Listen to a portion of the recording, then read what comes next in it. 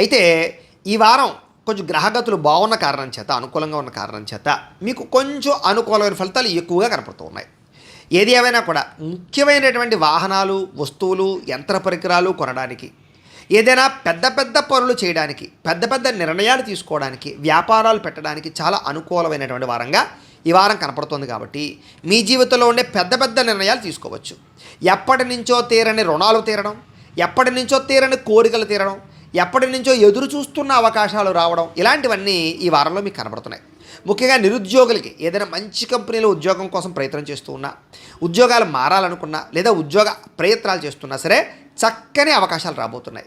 ఎప్పటి నుంచో తీరనటువంటి కోరికలు కానీ, లేదా అనారోగ్య సమస్యల నుంచి బయటపడడం కానీ, వాటికి పరిష్కారాలు వెతుక్కోవడం కానీ, లైఫ్ స్టైల్ని మార్చుకోవడం కానీ, వ్యాయామాలు చేయడం కానీ, పౌష్టికాహారం తినడం కానీ, సమయానికి ఆహారం తినడం కానీ, జీవన విధానంలో మార్పులు తెచ్చుకోవడం కానీ, మిమ్మల్ని మీరు మార్చుకోవడం కానీ, ఇలాంటివి చేసి చాలా ఆరోగ్యాన్ని కాపాడుకునే ప్రయత్నం చేయగలుగుతారు. ముఖ్యంగా సంతానం విషయంలో వాళ్ళు ఏదైనా తప్పుదోవ పడుతున్నా బాధ్యత తీసుకోవడం, వాళ్ళ అభివృద్ధి కోసం కానీ, వాళ్ళ చదువుల కోసం కానీ, వాళ్ళ కెరీర్ కోసం కానీ, వాళ్ళ జీవితం కోసం కానీ మీరు చాలా ప్రాకులాడడంతో పాటుగా పిల్లలకి సపోర్ట్ చేసేటటువంటి విధానంలో మీరు చాలా చక్కగా వ్యవహరిస్తారు.